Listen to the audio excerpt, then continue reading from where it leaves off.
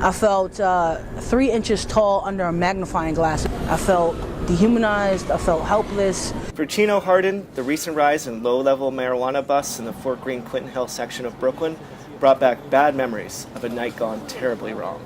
I went into a building, my friend's building. I bought about 2 or 3 bags, nickel bags of marijuana. I was pulled in to a side building by a couple of plainclothes officers.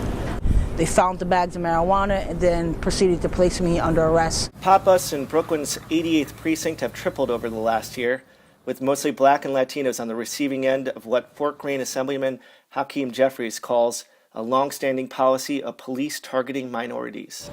Well, there's definitely no doubt that racial profiling is taking place both as it relates to the stop and frisk activity and as a consequence in a disproportionate number of black and Latino individuals who are arrested for possession of small quantities of marijuana. With dire consequences for low-income students, single parents, and immigrants, drug reform advocates joined Jeffries in a new effort to drop small-time pop busts from a misdemeanor to something more like a speeding ticket. This drug war for 40 years hasn't worked. We need a new approach.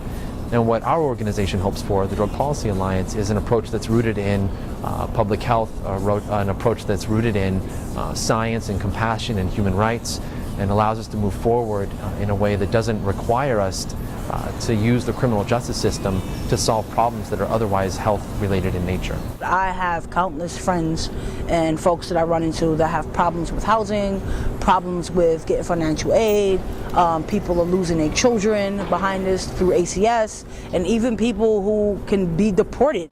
Jeffries is a sponsor of a bill in Albany to help Brooklyn residents like Hardin avoid having to pay a heavy price for a one-night mistake.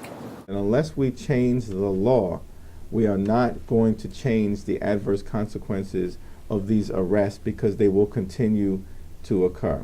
When they were putting the handcuffs on me, they told me that this wasn't a big deal. And my, response back to that, if it's not such a big deal, then why are you arresting me for it? Why do I have to be held against my will and put through the system like I murdered somebody, like I stole something, like I broke some type of law?